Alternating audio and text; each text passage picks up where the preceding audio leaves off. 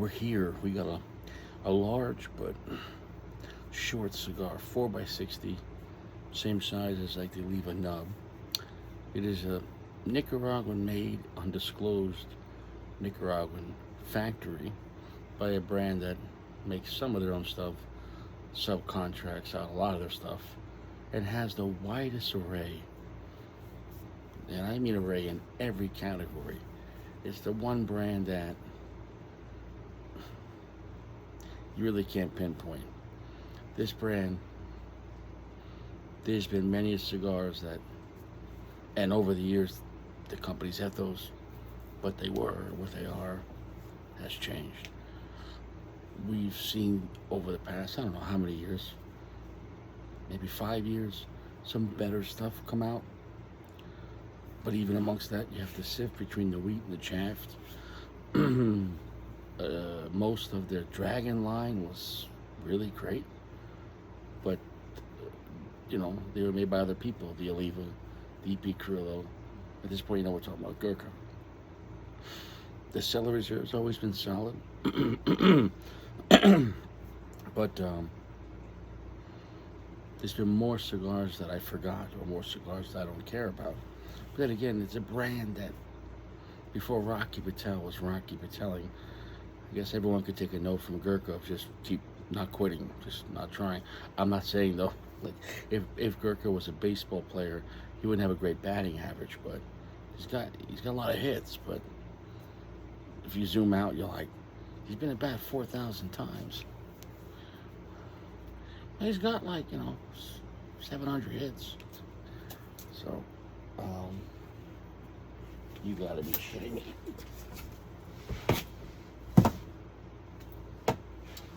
That was a beetle. And that beetle looked like the size of a small turtle. And when it landed, I show you that video of that thing. It landed like right there. And it stopped and it looked at me. And then it started like marching right towards me. Bro, I'm not the one. No joke, it was like that big and like this wide. Bro, I'm not the one.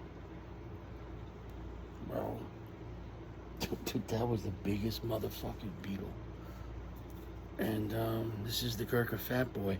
That was the fattest motherfucking beetle I've ever seen in my life. I actually heard that motherfucking thing land. It landed like, yo, what's up? I'm just like...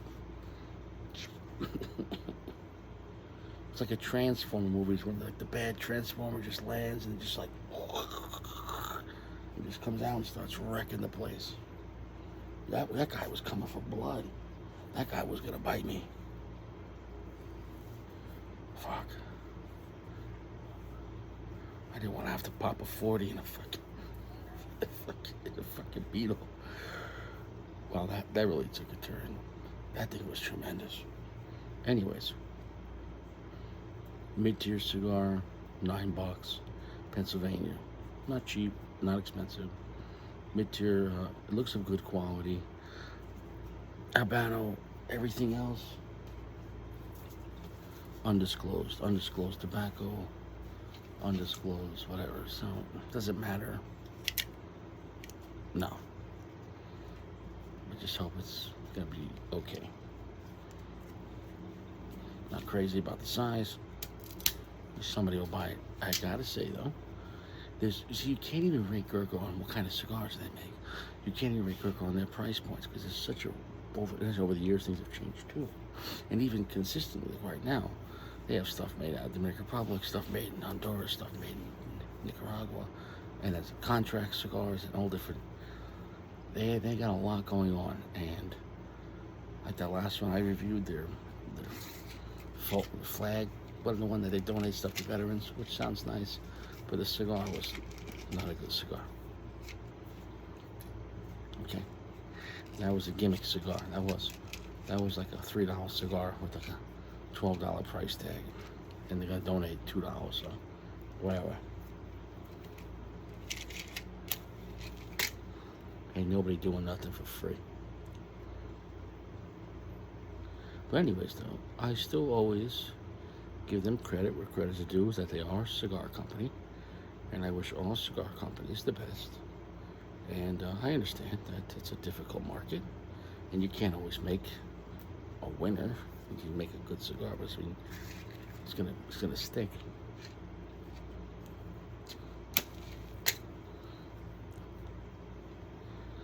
This is obviously going for a certain segment of people that want big chunky cigars.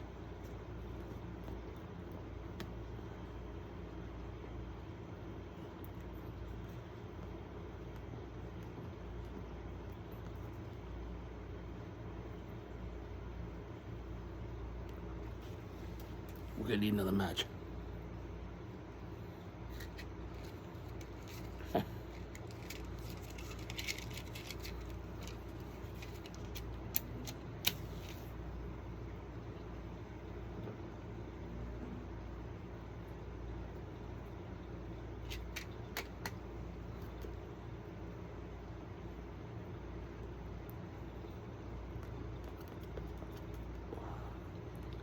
It's actually a very well-packed, thick cigar. It's not a loosely packed cigar.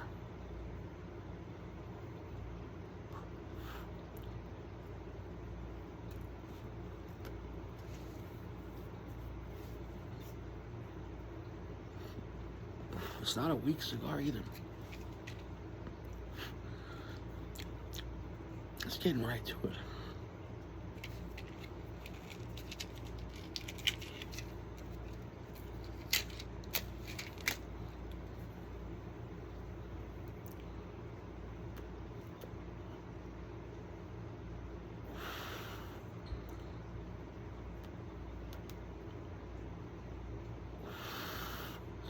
Okay.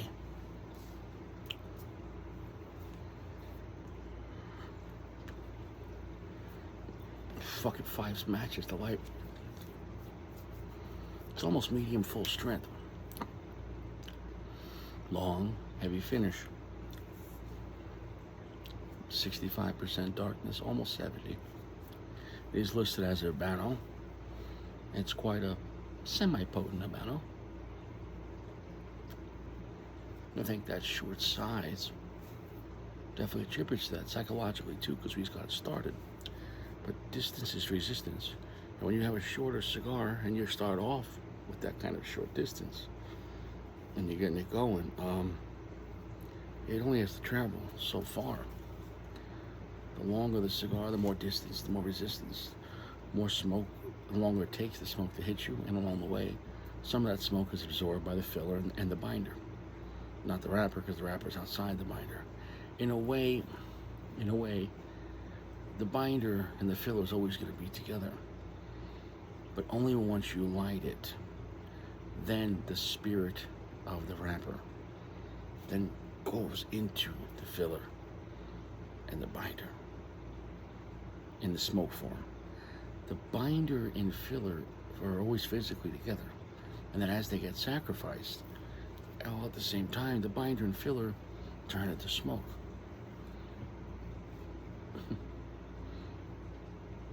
All while that binder encloses the filler. And you could say the wrapper encloses the binder, but in reality, without the wrapper, the binder would still be sealing the filler. But due to the positioning, the wrapper is encircling the entire binder and filler. Once it gets lit, that smoke, all the smoke has to go really through the filler, bound by the binder. But the point is now, the wrapper, see, but the binder's already with the filler, and the filler's with the binder, but the wrapper's always on the outside. It's never with it until it becomes smoke. It's just like God. You can't see him, but he's everywhere. And not till you're on fire and you transition from physical to spiritual, then he's everywhere. And he's been around you the whole time. And you're in for a real fucking surprise. But he says, I will judge you the way you judge others. I will give you grace that you give others. Isn't that the golden rule? It sounds simple, but you sure about that? Guys, you better think about how you treat others, not just in that moment, but if you see people in trouble, you see someone in a jam, it's generally going to be inconvenient. Unless if the person's like smoking hot, then the guys are like, this is a good inconvenience. But you understand what I'm saying? Helping someone that could do nothing for you, but take your time, maybe your money, but helping someone, even if they can't repay you, God sees that. So yeah, in a way, by God saying, the way you judge others, I'll judge you by the way you care for others and love others. It's the way I'm going to care and love for you. So preemptively, could you just do good things for other people and ask nothing back? Just so God overlooks your debts? It's not a bad avenue. I've done a lot of bad things. Let me go help a few people with a flat tire today. I'm not saying put nails in the road and then people get flat tires and then you bring free tires. You're like, listen, I was really bad. Here's a free tire. Like, wow, a free tire. How did you know my tire size? Just shut the fuck up. I'm trying to get out of hell here.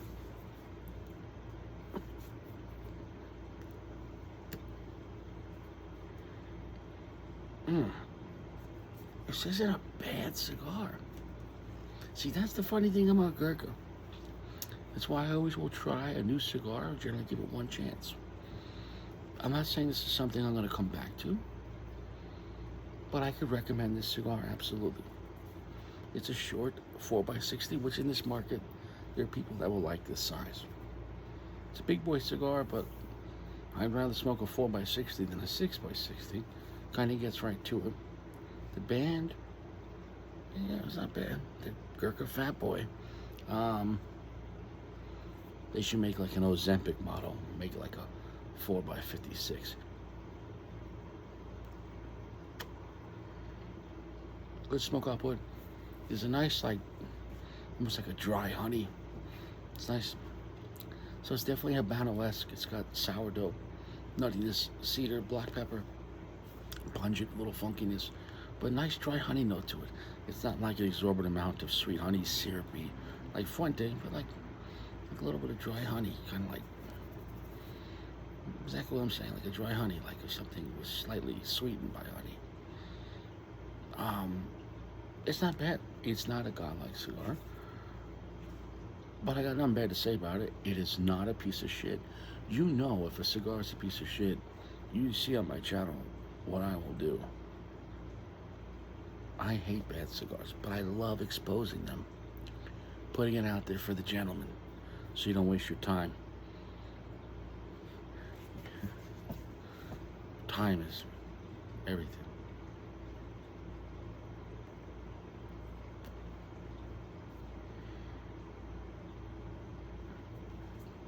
In a way, you kind of had this cigar before, but with just a little bit of that sweetness to it. A heavy medium plus, almost medium full, where it's kind of hanging out. I would say it's more of a stronger cigar, not a weak cigar, for the newbie. But for people that into real strong cigars, it's not an ass kicker at all. For newbies, this might be considered a little on the stronger side, you know, way more than a Connecticut shade. But not a bad cigar, not a bad quality, a solid band. The boxes were nice. And if $9, you're at a lounge.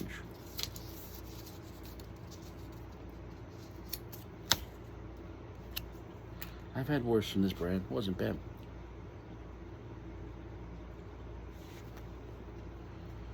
Cheers.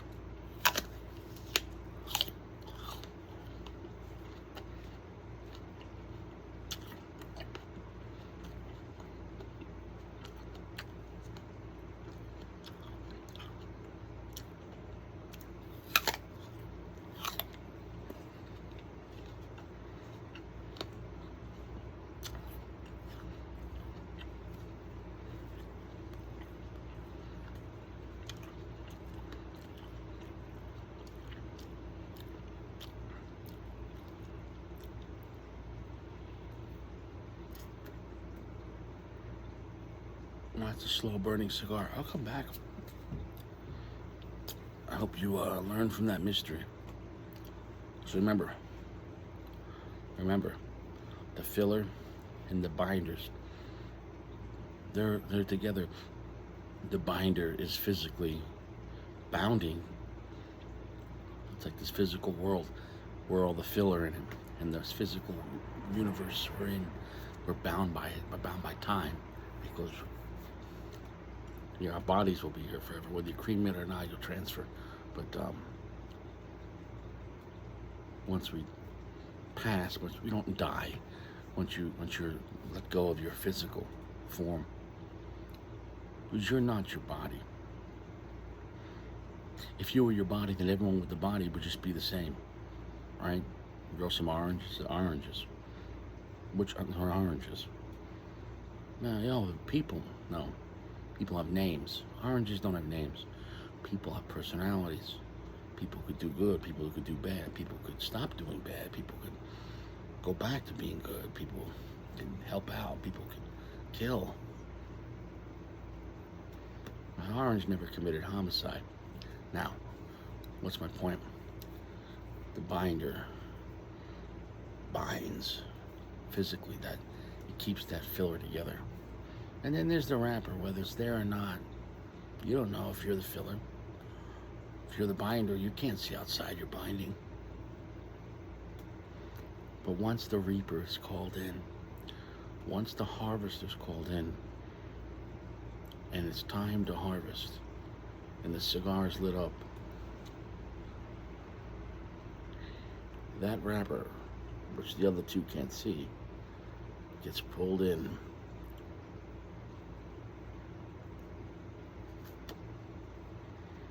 But I didn't believe in the wrapper. I didn't know. How was I supposed to know? I didn't believe in the wrapper till it was too late.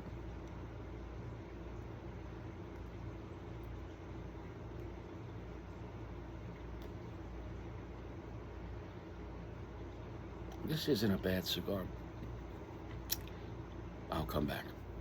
Okay, we're back. Great burn, great draw.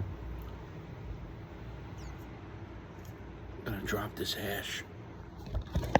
Do you want to go?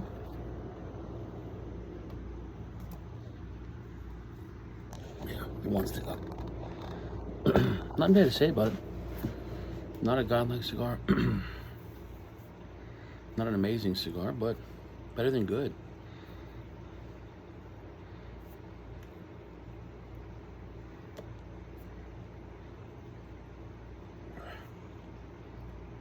$4.5. A 4.5. Somewhere in the good to very good category. So not a bad cigar. I'll take it from Gurkha. No Diddy. Peace be upon Diddy. Free Diddy. So good construction, good burn. Nothing bad to say, nothing shitty about the cigar. It's an accurate price point, and on like the mid-tier price point. Obviously online, maybe better pricing, but if you want to try something, it's a nice Habano cigar. The big ring gauge, short size. You're gonna get maybe about an hour out of it. Easy draw. A light medium to full, so definitely not a weak cigar at all, but not super strong, but long heavy flavor. Long finish.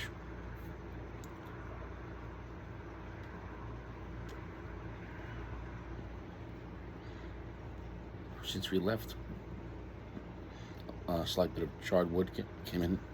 Look at the hiccups. A little bit of charred wood, and with that nice little bit of honey note, black pepper, sourdough. It's not bad. It's not a bad cigar. It's not amazing, but it's not bad. We're done with that. It wasn't a piece of shit. Hey, I'll take it. Probably not going to buy it again. But hey, there's a lot of cigars from other brands better than Gurkha that I enjoy one time, and that's it.